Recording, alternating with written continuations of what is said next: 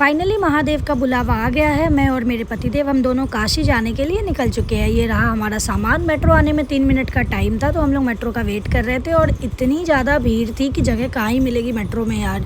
खड़े खड़े हमने पूरा ट्रैवल किया और हम पहुंच गए न्यू दिल्ली। मेट्रो स्टेशन में हमने एग्जिट किया क्योंकि हमें रेलवे स्टेशन जाना था। मुझे ऐसा लग रहा था कहीं हम लेट ना हो जाए, क्योंकि न्यू दिल्ली रेलवे स्टेशन में हम दोनों की फर्स्ट विजिट थी। इसके पहले जब भी मेरी ट्रेन होती थी तो हमेशा आनंद विहार से होती थी, और फर्स्ट टाइम कहीं विजिट करो तो थोड़ा पूछना पड़ता है ना कि कहाँ किधर कैसे जाना है। ये रहा न्यू दिल्ली का रेलवे स्टेशन। हम पहुँच चुके हैं। थोड़ी सी इंक्वायरी की हमने इधर उधर से पूछकर, फिर आगे हम प्लेटफॉर्म की तरफ बढ़ते हैं।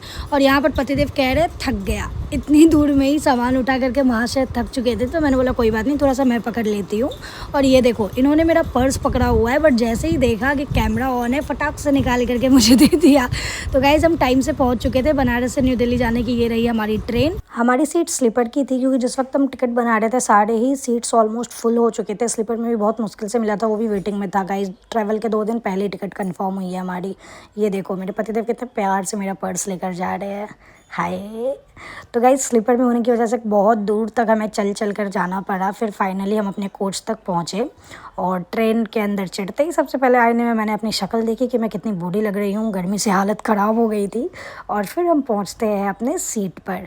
तो ये रहे पतिदेव, हम अपने सीट पे पहुंच चुके हैं। ये अपर वाला था और एक साइड अपर था हमारा, दोनों अपर ही मिले थे। एक भी मिडिल या फिर लोअर कुछ मिला ही नहीं था हमें। और मैं इतनी थक गई कि ट्रेन पे बैठते ही सबसे पहले पानी पिया, प्यास बुझाई। ट्रेन काफ़ी खाली थी यार, वरना कभी कभी तो स्लीपर भी जनरल बन जाता है। अब देखते हैं खाली कब तक रहता है।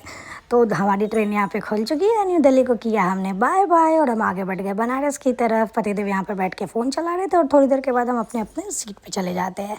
बट इनको अपनी सीट पे नहीं जाना है, अपने बर्थ पे नहीं जाना है, इनको मेरे ही बर्थ पे लेटे रहना है। मैंने बोला भी प्रॉब्लम हो रही है सोने में तो चले जाओ, तो कह रहे कोई बात नहीं, खाना पीना खा के मैं आराम से बाद में चला जाऊँगा। हमने बहुत सारी बातें की, घर वालों से बातें की, साथ में बैठ कर मूवी देखी। और ये देखो अचानक से हमने देखा रात में लड़ाई स्टार्ट हो गई थी ट्रेन पे। बट बाद में पता चला कि हुआ क्या कि ये जो भैया है ना, ये अंडा करी बेच रहे थे और अंडा करी से आ रही थी स्मेल। तो किसी पैसेंजर ने इस बात पे सवाल उठा दिया और इस बात पे लड़ाई हो गई। बट हमें क्या मतलब है, हम तो अपना डिनर साथ लेकर आए थे। खाना वाना बनाकर साथ लेकर के गई थी मैं, क्योंकि मेरे पति को तो बाहर का खाना खाना नहीं है। पेट पूजा करके पतिदेव चले गए अपने बर्थ पे। एंड गाइज हम स्पेशली जा रहे थे बनारस क्योंकि आज है मेरा हैप्पी बर्थडे। और पतिदेव ने 12 बजे रात में यहाँ पे मुझे कर रहे हैं बर्थडे विश।